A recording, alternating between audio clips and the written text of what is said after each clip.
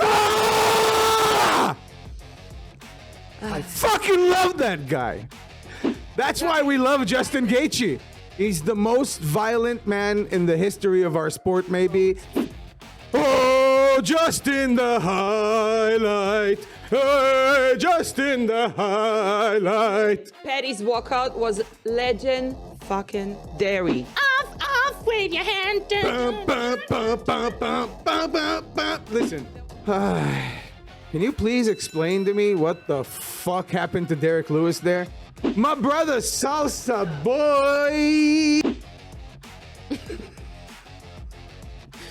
What was that all about? What the fuck was that? And what the fuck? Spell on you. What the fuck was the tattoo that he kept showing Jean Silva before the fight? What was that? Somebody please explain to me.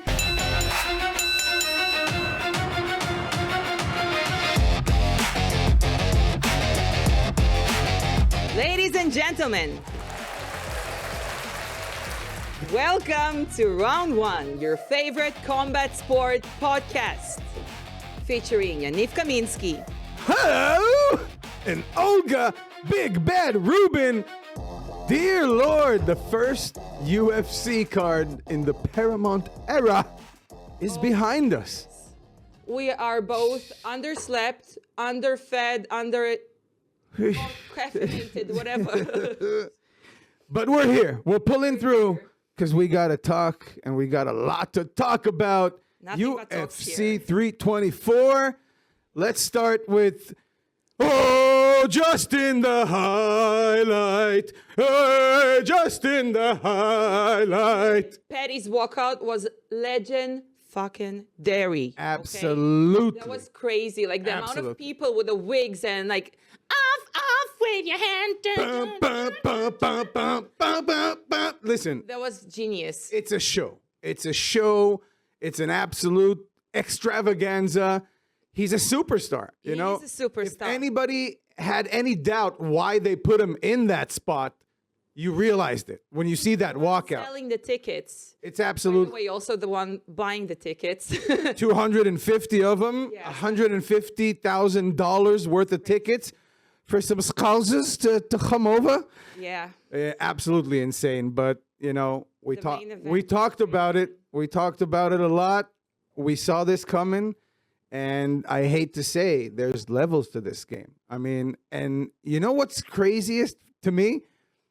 Justin did not fight a good fight at all. If I'm Trevor Whitman, I'm losing my shit in that fight. I don't know how he did not lose his mind completely. I wasn't even listening to him. How many times can I beg you to stop dipping? He was dipping right so hardcore so many times. He was begging for those knees to come in, but at some point, Paddy was just so flabbergasted that The thing you know, about Gaethje is that is his style. His style is like go inside those knees, inside those kicks and everything, and just utilize it to create a better momentum for himself. Like I said about his fight against Fiziev, the fact that he was like willingly entering the pocket, then grabbing his head through a hook, and then like punching through an uppercut so he cannot run away. He's like the pocket master. it's beautiful dirty boxing, but again, he wasn't fighting smart at all. He was throwing 150% power bombs only power shots, overthrowing, putting himself in so much risk. I mean, if he would fight in that style against anybody top level, he would get destroyed Yeah. just from those dips and from those overthrowing power bombs. And somehow it worked just because Paddy, as we spoke about before, he's not on that level. I mean, he's a superstar. He's super entertaining. It's fun to watch the show. And one thing we got to give him, right? He stood behind his sentence and he Don't did get not knocked out. get knocked out. Absolutely. Hats off to Paddy Pimblett. Everyone else who would receive those kind of shots would probably Be dead. I mean, I don't know how his face looks like today. I want to see, but it's probably very unrecognizable. face. You know that Paddy told Gaethje before that you're not going to recognize your face tomorrow. So Yeah. Gaethje looked so clean, like he barely sparred. And the thing Okay. about Dana even said, like, we know that Gaethje is completely okay. He said, like, I've been through wars. This is like, Yeah, I'm good. I don't need to go to the hospital. And I mean, it was just a masterclass of showing how two fighters with a lot of heart go at it like maniacs. yeah. But the difference in levels was just so obvious because, again, Justin was not fighting smart at all. And it was still way better than what Patty was doing.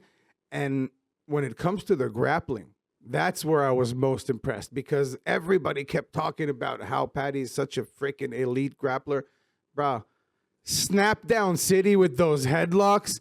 It almost looked like Arman Tsarukyan with MMA Guru. That was so confusing. He also didn't really want to utilize it in a way, like he wasn't trying to progress to No, he was just trying to punish a little bit and let him back up. It was weird, and it was just, again, Got it. He had like a lot of success on his feet, so it didn't see the point of like trying to grapple with him too much. no, he didn't need to, obviously. And I agree with that decision. To top position, like a proper top position, he started firing those elbows and like hard freaking shots. And the way he got so excited afterwards talking about that, like, oh yeah, that was some nasty ground and pound. That's why we love Justin Gaethje. He's the most violent man in the history of our sport, maybe. pure Top violence. 5 for sure. I mean, and look, again, 15 fights, 15 bonuses. It's absolutely insane. And Reason they call him the highlight. he fucked up everybody's plans because everybody was trying to build. He's too old. They were trying to build Patty against Ilya. You know, that was the whole build.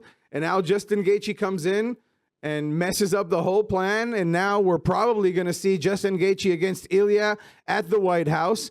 That's pretty much how everything looks like at this moment. Arman is probably going to fight sooner, by what Dana said at the post press conference. So it's going to be interesting. It's going to be interesting in 155. Yeah, and but Petty's out for a while. Like he's had extensive brain damage after that one. He's been dropped so many times. no, so. he needs a good rest because the amount of hard shots that he took, it's absolutely insane. And one thing that he showed us is that little cunt has a chin and a heart on him. You know what I mean? Hats off. That I wasn't surprised about. Like we always knew he has a chin. I honestly thought Gaethje will knock him out. He didn't, and that was kind of a surprise. But we all knew like he has a chin. I knew he had a chin, but I wasn't sure if he had that level of heart and determination to just keep on coming forward and keep on trying and eating all those bombs and getting knocked down, getting back up. Again, he showed a lot of things that are very positive. It's kind of, it's funny to say, and I know you as a fighter, you probably hate these fucked up sentences, but it's the best way to lose. You know what I mean? It's the best possible way to lose. You want to go down on your shield? Yeah, I mean, again, at the end of the day, we all know it's no secret. The business is about the fans. It's about how much the fans love you, how many eyes are on you. And that's the kind of fight where even when you lose, you gain a lot of love and respect from the fans. Yeah. And he gave a good fucking show. And the walkout is an absolute extravaganza. That's crazy. And we all had fun. And the UFC is very lucky that that fight was ending that card because it absolutely saved the card. Those 3 fights before were just a snooze fest. And I mean, okay, we got the knockout, Trying but to actually like move from this to talking about fights like Rose, for example, the fight that Rose creates in the last few years. it's not the first time. It's not the first time that she makes it a boring fight. She's looking to win, but she's not willing to make it interesting for the fans because obviously in the end it is a sport. And you want to win. But again, It's it's show just business. it's not looking good enough, and I think that it goes perfectly with Sean O'Malley. Yeah, he got the win. Did he impress anybody? No. It did the bare minimum in my eyes. Like he's capable of much more. I don't see anybody going, wow, what a performance by O'Malley. You know what I mean? It was an okay performance. It was sharp. It was He present. did what he needed to do to get the win, but again, we know this game, and in a category that's, Is it a fight of the night? the weight class is so packed with talent that you need those finishes and you need those flashy fights and you need to give, memorable performances if you want to get that title shot. And I think it really just comes down to luck right now, because he's lucky that Merab doesn't seem too, adamant on, I want that rematch right now. He's being kind of quiet. It looks like they might just give O'Malley that fight against Yan because they want the stardom. They want the American star on the White House card. It looks like he might get that title shot, but if it was in different circumstances, that kind of a performance wouldn't get him to a title shot. You know what I mean? That's Definitely not if Merab. Performance. No, it's not. And again, he got the win, and I saw how emotional he was after getting that win. How important was it for, it was, we spoke about it before. It was a do or die fight for O'Malley. He could not afford losing that fight because that would completely derail the hype train. It would completely murder the Sugar Show. And But also, he said that if he hadn't lost those couple of fights, he would never really appreciate his wins. true. And, That's what he and said. I think it was kind of an obvious thing for him to kind of go on and win. But then he lost, and now he really appreciates the win. Like he was really trying to get back on the horse. So basically, that's what we see. I hope that we can see more of the old O'Malley in the future, because again, the reason people looked at him as the next Conor McGregor was because of the flashy finishes. That's the name of the game. His knockouts, the highlight reels, that's what people want to see at the end of the day. And with fights like that, it's going to be pretty hard to get back to the star levels that he was on. But he did get the win, and he might get the title shot. So it's interesting to see what the future brings for Sean O'Malley. Can you please explain to me what the fuck happened to Derek Lewis there? What happened? Listen, it's not the first time that we see him just, it looks like he just gives up at some point. He doesn't want to be there. But how did that shot drop him? How did that shot drop him? Did he slip? Why do we get a more reasonable explanation to why the fight ended like that? It was just too weird. Explanation. Imagine you're so fucking tired, you just want to flip out of the fight, and then somebody sends you something like this. Done! How does that happen? Again, I don't have any other explanation in my head besides the dude was just tired or didn't want to be there. But that doesn't make sense either, because everybody's talking for the past few weeks about how amazing he looks, the peptides and all that shit. Great cardio. He's looking much better. He's throwing all these flashy kicks at the first round. But many kicks. nothing happened to get him tired. Olga, nothing happened to get him that tired that he should quit. How many shots did he throw in the first run? Not enough to make him tired. Nothing happened in that fight that should have made Derek Lewis want to quit. So why does he quit like that in these weird fucking ways? If anything gives you the weird vibes of, something's fishy here with the whole gambling shit, that looks like that. That's the kind of shit that makes me look like, did he sell the fight? What's going on here? Why did he just give up like that? I don't know. It's weird to me. I feel like it's a character thing. It's that kind of character. If it's a bit too hard for him, he gives up. You just never know what you're going to get with Derek Lewis. It's the same when he... the black beast going crazy, trying to knock someone out. Either you're getting someone who's hesitant to even throw and gets gassed out in the first round out of not throwing, fainting. I was scared. First couple of minutes, I was like, oh no, it looks like we're going to see Francis Derek again. They're both being gun shy. We were scared about this. It picked up a little bit and wasn't that boring, but still, definitely was not the kind of fight that we expected from Derek Lewis. Big letdown for a guy that was talking about fighting on the White House card. But let's talk about the positive. My brother Salsa Boy saying he wants to fight 6 times this year. Dana fucking loves it, obviously. He wants to fight 6 fights this year. We love it. He's looking great. What's next for Waldo Cortez Acosta? It's very interesting to see his next matchup because it's a tear. He's on a tear, and he might just become a superstar because if he keeps on finishing people and giving performances on the mic and being an interesting character, he might be building up to a much bigger star than we ever thought that he's going to be. I In a mean, very short period of time, like really short. think how funny it is. A year ago, me and you would be sitting here talking about Salsa Boy. We would be talking about, you know, those boring heavyweights that are just okay heavyweights, nothing special. Who would have thought that he would go on such a fucking tear, become such a character? I love I it. literally met his coach maybe a year and a half ago. It's really not that long ago that he showed me videos of him just like going to the contender, like ready to go to the contender series.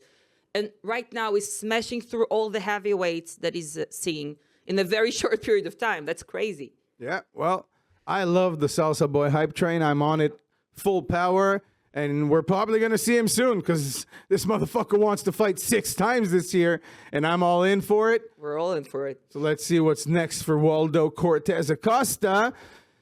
Rose, I mean, what can we say? She made it a boring fight. Natalia Silva did what she had to do to squeeze out the win. Listen, I kind of expected Natalia to go like she did on the third round for the first and the second as well. Rose did kind of throw her off her game because she was fainting so much. But the thing about Rose that she's trying to be so accurate with her shots. She's fainting 99% of her shots. And then she's starting to get gun shy by the time she starts like getting a groove, you know. It's And not. you It's cannot not enough do it with volume. Natalia. It's not enough volume. If she wanted to be successful against Natalia, she had to go forward, show Natalia that she's not afraid of her power, try to work in a harder volume, use your reach, use that jab.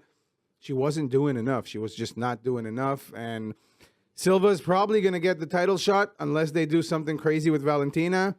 I think know, she deserves it. She does. I mean, but She went through Rose and Grasso. do you want to get me started on deserving in our sport? Yeah. Nah, not really. No one deserves anything. You know how it works, Patty Justin. So you know how the business works, but she might get the title shot. She most likely will. Dana said she will, but Dana said doesn't always mean it's going to happen. But yeah, not much to say about that other than good luck to both ladies in the future. Yep. And to the opening of the main card, to the first fight on a main card on Paramount for the first main card fight of 2026. Ah! I fucking love that guy. Jean Silva. Armao. Oh my God, how can you not love this guy? If you can fucking watch the video of him and the UFC belt and tell me that wasn't one of the best moments captured on film in the history of our sport when it comes to back, to the back scene and, behind the scenes. First of all, you already know I cried like a baby. Me and John are fucking soulmates. I did too. If you watch that shit and you don't understand what he's doing or why is he acting like that, or I saw some weird comments, fuck you. If you watch that and you don't cry with him and say, this fucking guy is all heart and I cannot not love him. You can't fucking not love this guy. Feel his energy in your soul. Like you feel his emotions from every interview he's giving, from every fight he's having, the way he's handling himself inside and outside the cage. You just feel his energy and you just want to say, dude, I love you. Like, you're a cool dude. So I'm just so in love with this guy. He's such an amazing dude. I met him, in April in Cali. Had a short talk with him. He's so genuine. He's such a pure-hearted human being. He's just raw. You see what you get. He wears his heart on his sleeve, and it's just amazing to watch. Win or lose, he's always going to be an entertaining fighter in the cage. And let's just talk about his fight IQ being this good. Like, I expected him to be tunnel vision, go forward, try to bite his head off. I spoke with Eli Barzilai, his very, very close friend and training partner, about a couple hours before the fight. And, the first thing Eli said, and I was saying it with him together, was he just needs to fight smart. That's it. If he stays calm, if Pablo keeps him calm between rounds and keeps him focused, he's going to win the fight. Because when Jean is calm and when he's focused, he's very, very hard to beat.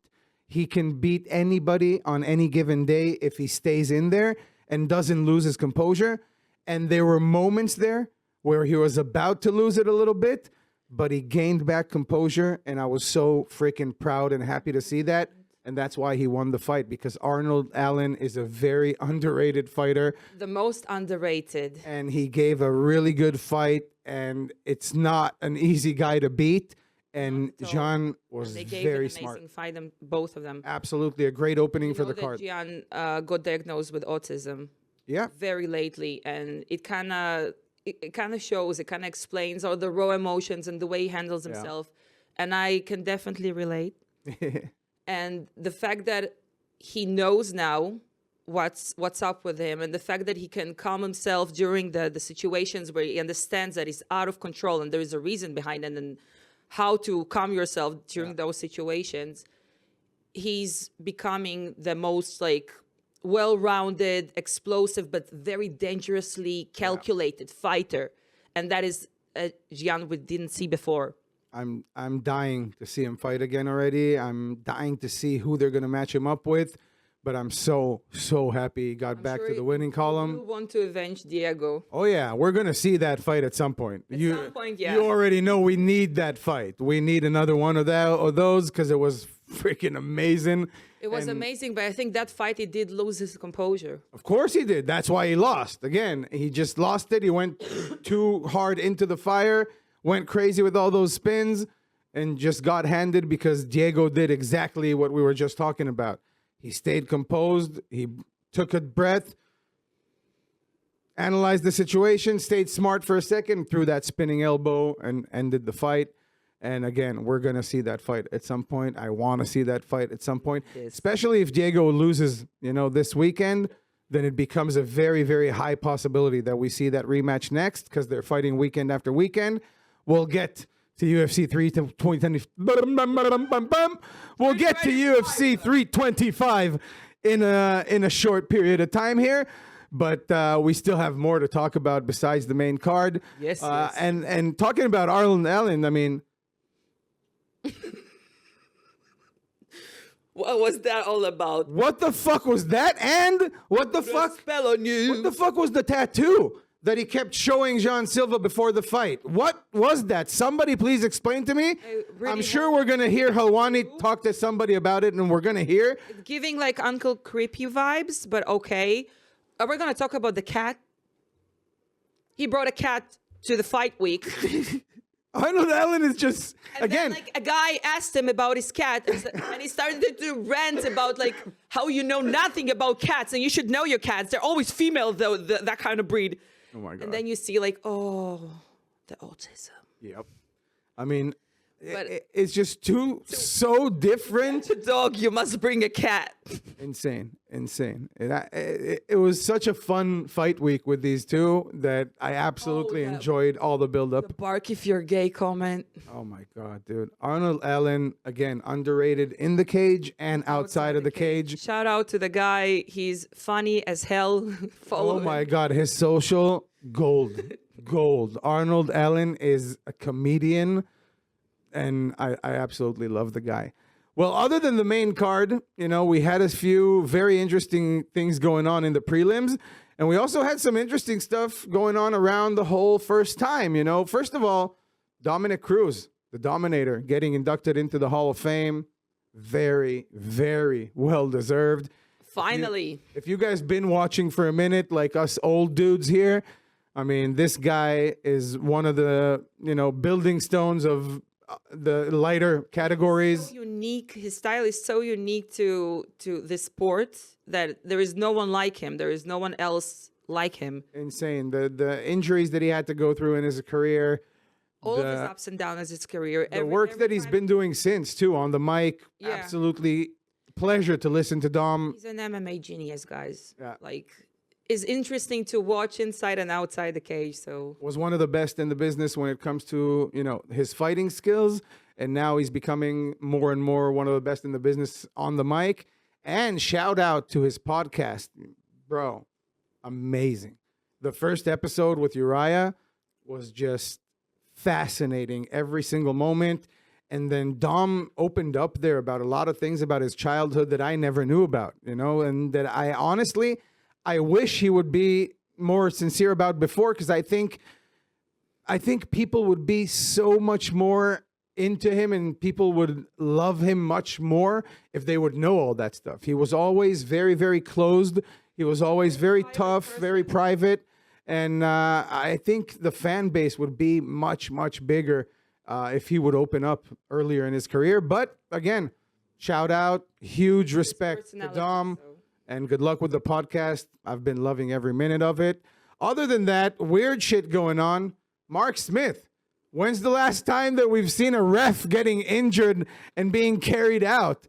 What happened? Poor guy. We heard Dana talking about it afterwards. ACL, dude. Not a fun thing. So the best of wishes to Mark Smith. Speedy recovery to Mark. Yeah, let's talk a little bit about the Paramount thing. The whole different vibe. What did we like? What did we not like? First of all, there were so many fluff ups during the broadcast. Bro, seriously though, how many fucking promos one after another can you put on at the beginning of the broadcast? In the beginning. We were 23 minutes in until we were going into walkouts.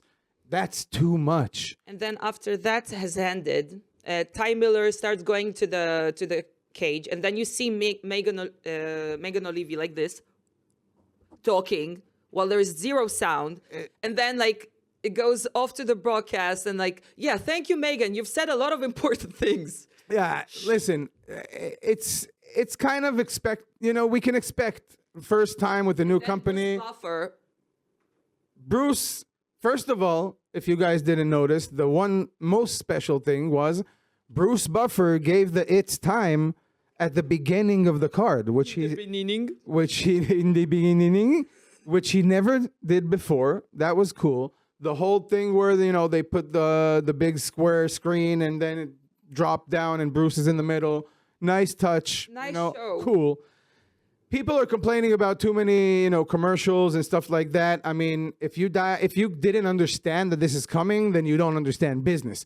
There's no more pay-per-view. They gotta fucking make money somehow. Obviously, we're gonna see. Yeah, just like you watch NBA and exactly, more sponsorships, more breaks, more TV breaks. We can understand that it's part of the thing. You can't complain about that if you're in the States and you're now paying fucking $19 a month or $15 a month instead of a lot more. Sorry, it's $8.99 from what I've seen. No, you got to upgrade to if you want the full package and whatever, but it's still it's less than nothing to complain about. So I can understand that. And other than that, some weird shit on the card. Man, again, gambling fucking things, man. That Hernandez Johnson crazy getting pulled off the card. From what I sniffed around, they're saying Hernandez was hurt, injured, and that it leaked out. And, weird, huge amounts started coming in on Johnson. They pulled the fight. You heard Dana talking on, They're not taking any chances with that. They're I'm not fucking with that anymore. As soon as they flagged it, they pulled out the fight. And then he was asked, so what's going to happen? And he said something that we were all kind of wondering about. And he said, yeah, listen, the FBI is on this thing already. Anyway, they're investigating, and now they're going to investigate this too. So unfortunate that things like this are still happening. What's going to happen to both of the fighters? So no, because again, in this case, it's different because it's a leak of an injury. So it can be something that has nothing to do with Hernandez. You know what I mean? It's one of his. It can be anybody. It can be anybody at the gym. It can be a fucking nurse at the hospital that he went to. You know what I mean? Anyone. So in this case, it's not necessarily on the fighters at all. But we're gonna have to wait and see what goes on with that. And some more new stuff. Bonuses. Finally, bonuses going up. Not to where I would like to see them, but still, the good positive thing is every finish gets a bonus from now on. $25K. Not a Then big you bonus, see the but urgency of the guys who just signed to the promotion, and basically what they're earning is less than this bonus. yeah. I mean, again, let's not get started on fighter pay today because we still have a lot to talk about and we want to get ready for 325 as well. But yeah, I mean, it's not the bonuses that we would expect to see with the amount of money that the UFC is pulling in with this new deal. But still, 25K for 25 for every finish is cool. 100K for the bonuses is cool. I like that. At least we're getting more, and hopefully we're going to see some more changes. Maybe, some health insurance, pension, stuff like that, like any big league. Helwani had a huge rant last week, about the whole fighter pay thing following the Justin Gaethje remarks. And I mean, I spoke about it a million times. If you guys follow me in the past, if you just started, then yeah, I've always been saying this is fucking ridiculous. And people like going really deep into all these, analyzing numbers and comparisons. And you don't need all that shit. It's so plain and simple. It does not make sense that an athlete at the top of the level in his sport has to have another fucking job. That's it. It's that simple. It does not make sense. There's no NBA player that has a day job. There's no NFL player that has a day job. There's no elite athlete that has to have a day job to support his athlete career. You cannot be signed to the UFC and have to have a day job. That's ridiculous. It's sad. It's pathetic. And it's fucking annoying. And it's time that somebody did something to change it. I hope it changes in some way, but it's absolutely ridiculous. If you need to cut the roster down, cut the roster down. I don't need 15 fucking fights on a fight night. It's exhausting. Do 10 fights on a card. Minimize the roster if you can't afford, which you can. But if you want to not pay so much to so many people, narrow it down to the best of the best, because that's what the UFC is supposed to be. Take out all the trash cans that are filling up, prelims for no reason, and start paying these guys so that anybody that can call himself a UFC fighter doesn't need a fucking day job. That's how simple it is, in my opinion. And don't get me started. I don't want to go any deeper into that subject. He mic dropped, guys. All right. Rant over. Peace out. That pretty much concludes all the special stuff of UFC 324. Olga Rubin, what would you like to mention when it comes to the prelims besides... Let's talk about another fight being pulled out of the card because a guy just... We're saving that. fainted. Yeah, we're saving that. But since you brought it up, our what the fuck of the week, people. Smotherman fainting after the weigh-in. I mean... But then... What can you say? What can you say about weight cutting and more? Michael Bisping talking on the mic at the same exact moment. The worst timing in history. It's basically your job. You have to make weight. It's a very easy job. It's an easy task to do. And then it turns around and Smotherland is just fainting. 5 seconds after Bisping says, I have no sympathy. I have no sympathy. I fell flat on his face, started convulsing. While Bisping is like, oh, fuck. It was so... Has fainted. So bad. It was so bad. It was so hard to watch. And, And they took him to the hospital, and immediately afterwards, like, you see him coming out saying, like, I'm okay. I don't know what happened. They don't know what happened. Because it's tricky, and you heard DC talking about it, on the live weigh-in show, and he was saying, sometimes it's just, you just get up too fast or you walk a little too fast and you get dizzy. That happens when you're dehydrated, but still, you can't let a fighter fight after he just crashed on his face like that. That's our what the fuck of the week. Let me just tell you something. I'm sure that we have so many people that have happened to them, not like on the scales where everybody can see, but in the dressing rooms, 100%, in the bathtubs, in the jacuzzis. We've all been through that, but the moment it's visualized, like, you can see that, it's something else. It's hard to watch. Especially when somebody falls flat on his face like that. It's hard to watch. Also, we had 2 other guys missing weight. Let's start with Davison Figueiredo and Umar Nurmagomedov. Well, if you guys wondered and kept asking, why is Umar on the prelims? That's why, because he's a not too entertaining fighter. It wasn't a too fun fight to watch. Davison was completely mismatched in that fight. I knew the levels differences. The way he handled himself inside the cage, it felt like he was being hunted, like he was trying to survive in there. He wasn't trying to create any momentum for himself. He was trying to block whatever was coming his way. So He had 30 seconds at the end of the second round when literally he went to his corner and his coach told him, that's the Figueiredo we want to see, but it lasted only that 30 seconds and not much more. I didn't really see, we both said we don't see a way that Figgy wins this fight, unfortunately, even though we really wanted him to. we like the guy, but Yeah, we love the guy, but it's just, too hard of a task for him to fight Umar. is too well of a striker to. And Umar did what he had to do, as he always does, got another win. Let's see what happens with him next. Yep. Let's go down another fight.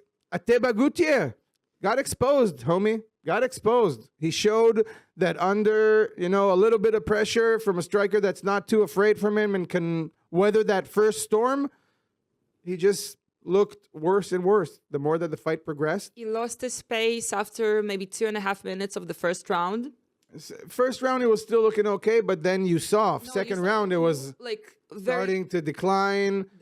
And also you saw in his face, you saw the expression moving to, oh shit, this isn't going to go as easy as I thought it's going to go. no used to going to a third round. And I mean, And especially like the guy kicked him pretty well. The mid kicks. Oh, those were beautiful. Those were absolutely beautiful. They were cracking him. Yeah, they were. And those kicks are what gave Ateba all the trouble in that fight, basically.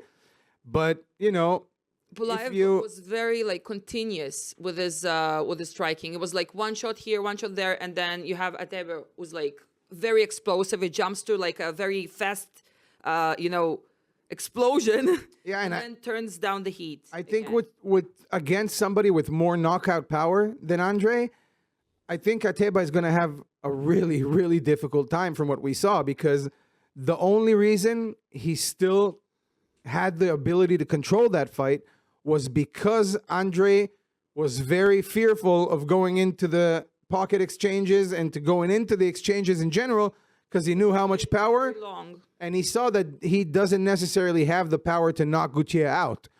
But against somebody that is willing to go in there and fight back and push forward, and that has a little bit more knockout power, Gutier is going to have a lot of problems. I think I don't like using these huge terms. He got exposed and all that shit, but yeah, I mean, that's the term. He got exposed a little bit. That's normal progression for the sport. Pulyaev just showed that there are a lot of holes in Atiba's game. You know what they say, if it's not broken, don't fix it. So it wasn't broken for him for that many fights. So right now it's time to do something. Now you got to go fix it. Yeah, he has to make some improvements to his game.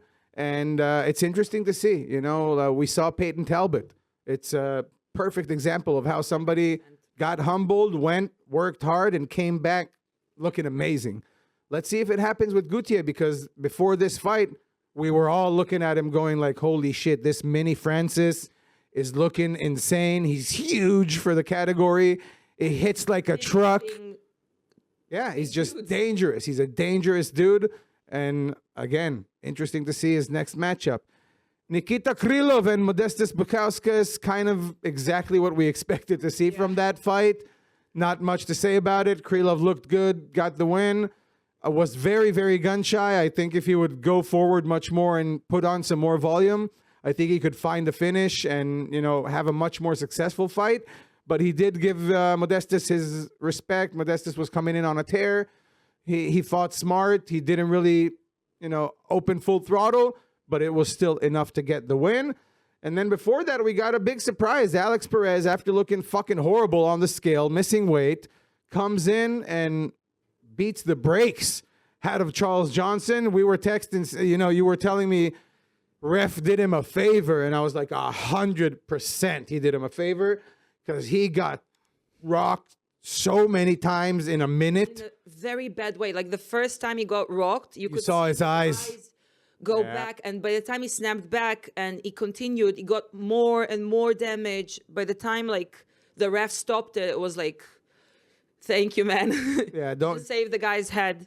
be too tough for your own good. You know what I mean? That's being too tough for your own good. Absolutely. If he would continue that, there would be nothing going on in that fight besides more brain damage. So luckily, got the stoppage, and kudos to Alex Perez that missed on 25K because he missed weight. So make weight, my brother. Wait. My brother, Josh Hockett. Man, what a legend this guy is becoming. I mean, the promos, this is just like Chael version 2.0. / WWE. I don't know what the hell he's doing, but please keep on doing that. Man, I hope that he keeps winning fights and winning on the mic because he is just so Not just funny, on the mic. dude. Can we talk about his style of battering, the way he handled like Freeman? It was, again, he's just hilarious. The guy is just funny as fuck, interesting as fuck.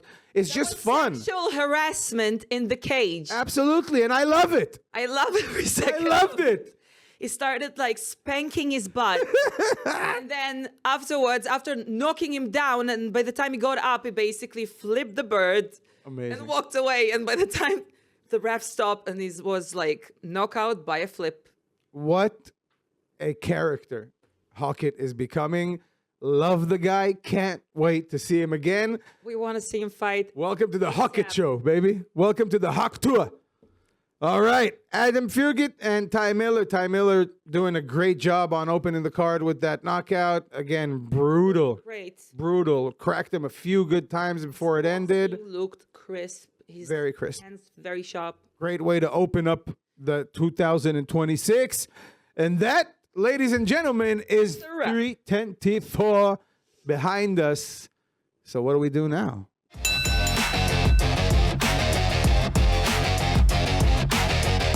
All right, so after concluding 324 and before we go to the land down under to prepare for UFC 325, we want to show you guys our knockout of the week from One Friday Fights, our favorite Friday organization.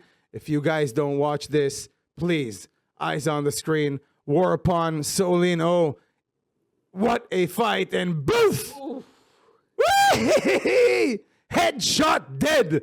War upon with the head kick, sending the Burmesian fighter to the dark realm. And if you guys don't watch Muay Thai with MMA gloves in One Championship, One Friday Fights, start watching because these are the craziest fights that you can imagine in your life.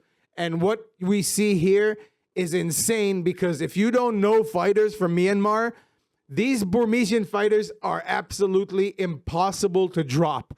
They have jaws of steel. They've been and to knock each other forever. Lethwei, people, go research if you don't know. They come from Lethwei, a martial art where you fight with ropes on your hand. You're allowed to come back from a knockout, and headbutts are allowed. So knocking out this guy like that is absolutely insane. The setup was beautiful.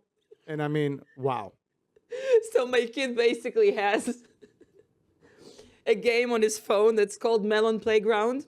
And it's basically you have like a character that you like kind of kick or kill in sort of ways. And it kind of goes pum, pum. That's the way he fainted. Exactly how he folded. He folded and just like that. Nasty knockout. Beautiful stuff. Forever. Man, beautiful stuff. And just because we didn't have enough time this week, we're not going to show you any more knockouts. We had to show you this one.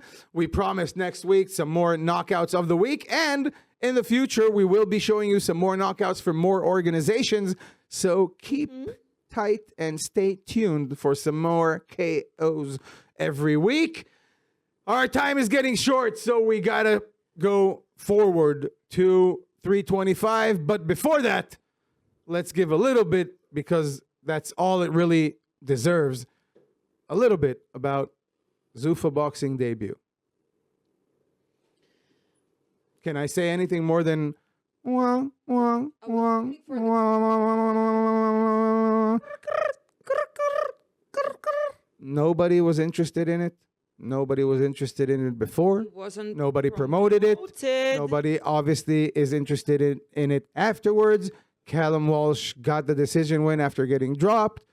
Nobody's excited about it. The event was... Dana is very excited about it. Also, he says, Yeah, the event was absolutely like... It looked like just a tiny local organization.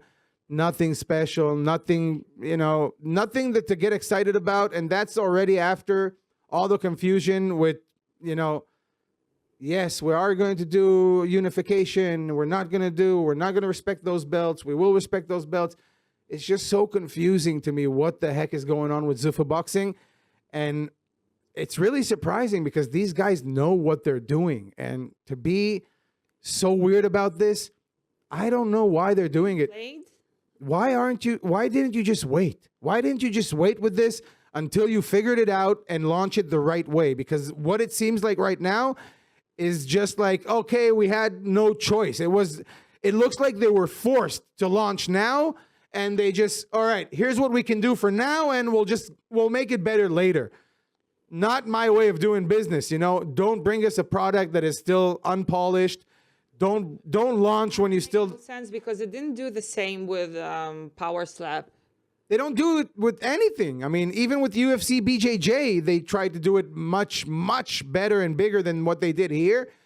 And it's just surprising because, again, it was supposed to be Dana's biggest baby. Dana comes from boxing.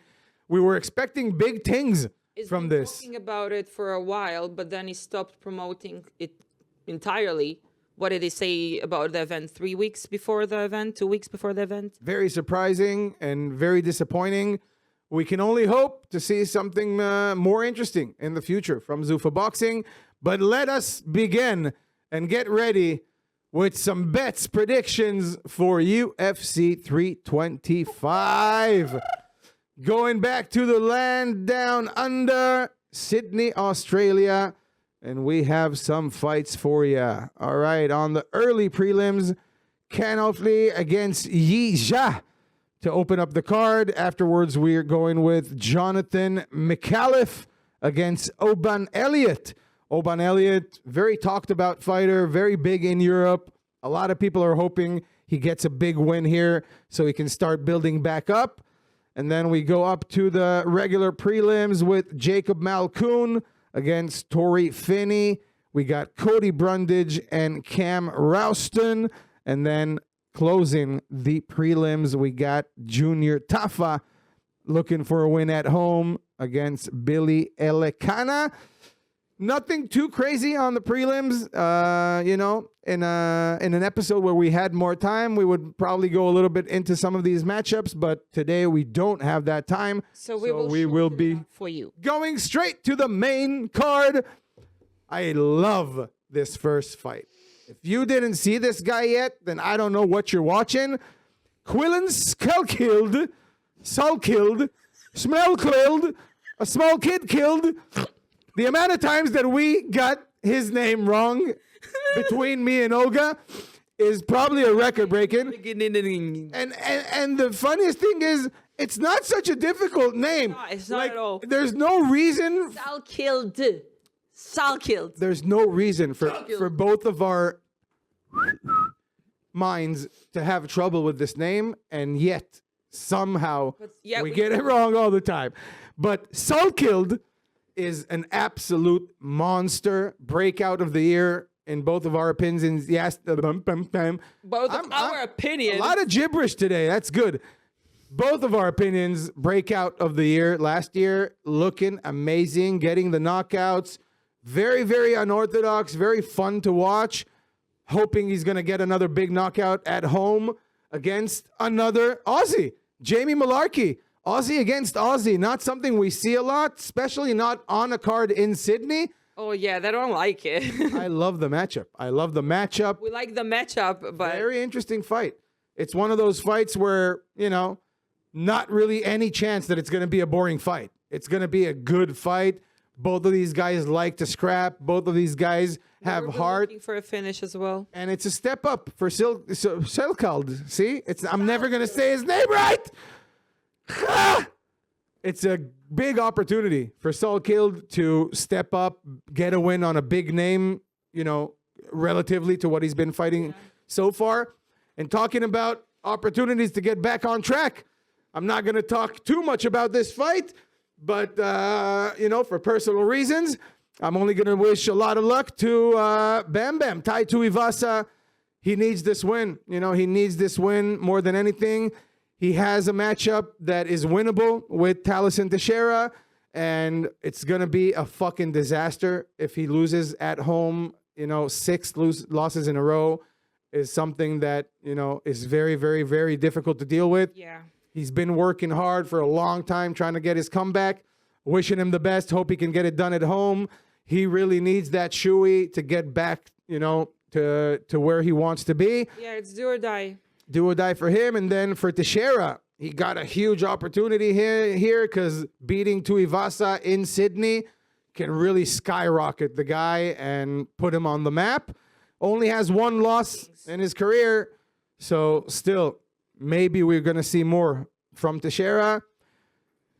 Mauricio Hufi, in bad terms with the fighting nerds, left in not such a good way. Him and John Silva kind of going at it.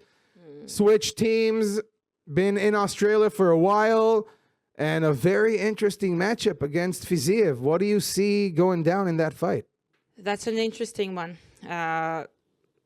Imagine like Mauricio Rufi going to a different place right now, probably trying to work with other people, trying to create this kind of fight game for himself. And sometimes it goes very well to a person, and sometimes it goes very sour. I'll give you an example. His striking is immaculate, is amazing. It's beautiful. Beautiful. But if he, for example, forgets to continue working on his strength and only strengthen the things he's not good at, sometimes the fighter doesn't have as much. I think that's why he moved, right? He moved because he wanted, it's no secret, the Fighting Nerds is a striking gym before anything. You know what I mean? They've been doing great progress when it comes to grappling, but it's not a grappling heavy gym. And the reason he went elsewhere is to perfect his game, to become a more well-rounded fighter, to work on exactly what you said, to work on his weak points and not just keep perfecting his strengths that are already very, very, very good. So it's going to be very interesting to see what kind of Hufi we're going to see in this fight. And it's also very interesting to see Fiziev. Last time he fell short in the grappling area, and he knows he needs to work on those things. It does kind of suck, like when you think about this, when you have a team behind you, sometimes you outsource the things that you need, right? For example, you need a better grappling coach, so you outsource it, yeah, but you don't leave the team, you know what I mean? Yeah, So- no, again, it happened in a way that we wouldn't love to see it happen. But it's interesting to see how he's going to look. And it's a very interesting matchup because luckily for him, you know, they didn't put him against a wrestler. They put him against a striker in Fiziev, which is also a very well-rounded fighter that knows what he's doing. Very well-rounded, but very good striker. And if you like striking, watch this fight because these are I don't think two he's gonna go to the ground. these are two highly, highly intelligent strikers. I am dying as a striking fan. I'm just dying to see this matchup because they're so smart. Both of them have such high fighting IQ and such high level striking. Angles and their I'm really, really dying to see what's going on there. And I bet you we're going to see a lot of spinning shit, a lot of very beautiful kicks from both of these guys. yeah. It's a fight we want to watch. Co-main event, Dan the Hangman Hooker. Again, somebody that, how can you not love this guy? Against Benoit Saint-Denis that is back in business. This is a very important fight For Dan Hooker. for BSD. For Dan Hooker, it's not an important fight. For It's Dan important Hooker, because it's do or die for him as well. Like there if is he- no do or die. Listen, even if he wins against Benoit Saint-Denis, he's not getting a title shot. I don't He mean a still title has- show, but it's not gonna be canned. He's not going to be canned either way. He's too much of a fun fighter for anybody to care about. I mean, again, there's fighters in history. We've seen this plenty of times with Nate, with Charles Oliveira, with Chandler. There's a lot of fighters with Gaethje. They can lose 100 times. It doesn't matter. They're fun to watch. We love them. They give us entertaining fights. Please don't can him if he loses. Nobody's canning Dan Hooker. It's not a do or die for him. He's always going to be. Okay, so if it's not a do or die for him, it is for BSD. Because BSD cannot afford another dip right now. You know, he just came back from a dip. He's on the way up again. If he loses now, and if he loses to Dan Hooker, it's a huge fall again that he's going to have to climb back from. Yeah. And it's very difficult because we're not talking about a super young guy. But I feel that if we're going to see the same BSD. BSD. BSD, BGS, what happens here? BSD. If we're going to see the same guy that we saw for the last couple of fights, it's going to go his way. It's going to be a rough night for Dan Hooker. If we see the BSD that we saw in the last couple of fights, again, he looks like the monster that we knew he was, but even better now. So it's going to be very, very difficult to see how Dan Hooker wins this fight. But you know how Dan Hooker wins fight, with his heart, with his toughness, and with his pair of fucking huge balls. You know, he can beat anybody mentally. You know what I mean? He can beat anybody mentally. He can just take BSD to a war, and at some point BSD can just give up mentally and be like, I can't keep going against this zombie. Nothing is breaking him. Pull a Lewis on him. Exactly. So let's see that matchup. But I'm excited. The thing. I don't know. Pull a Lewis. Pull a Lewis on him. I don't know. A Lewis is always going to be my balls was hot. So you got to give him that. Main event, baby. The rematch nobody wanted to see. Diego Lopez against Volk. Exactly. Volk, Diego Lopez. I hate this. I just hate this fight. I hate this fight because I don't want to see Volk losing. I don't think he should have given him the rematch right away. We wanted to see Murphy here. We wanted to see Mobstar here. I mean, there's so many reasons why I don't really like this matchup. And people keep talking about Volk retiring, and Volk is like, I don't know what you're talking about. He's not planning on retiring anytime soon, guys. No, I mean, he said, unless I get absolutely destroyed, and I'm like, all right, I'm done, I'm not retiring, especially not if I'm winning. So everybody talking about this whole retiring at home with the belt, Alex doesn't want to do that apparently. So I don't know why everybody keeps talking about him doing that when clearly he doesn't want to. He's looking for a win, man. How do you see this fight going? It's a hard one. It's a hard one because like Diego is again on a kind of high going up, and after having this amazing finish over Gian Silva, you know, is on the streak and he's getting better. His striking is getting better. I don't know. He's gonna create some sort of crazy leverage again, and he might actually win this fight. My only concern is, again, it's just Diego is as fresh as he was in the first fight between them. He's improved as a fighter, and he's going against Volk, which is declining because the more time passes by, you know, Volk is just getting older and closer to his finishing, to his retirement. Trust, like the more you're outside of the cage, the long time outside of the cage, the fact that it's a rematch and he's not too hungry for it. I don't know. I don't like this rematch for Volk. I still do believe that Volk can absolutely win this fight again. Otherwise, on paper, it's Volk, okay? I'm just scared. The more technical one he has a better fight IQ, but Diego is so unpredictable. You gave him 25 minutes, right? You gave Diego 25 minutes to try to catch Volk with a big one, and he didn't, right? Now you're giving him another 25 minutes where he can catch Volk, and that's what I'm really scared of. Because again, technically, I don't think he can beat Volk in a technical matchup, in a fight of IQ. He can win a decision maybe, but not in a technical way. You know what I mean? Yeah. Volk is a smarter fighter. He's more skilled, but he can definitely catch him. Diego can catch him, and Volk can absolutely get knocked out in this fight. That's what I'm scared of, and that is something that absolutely can happen, in my opinion.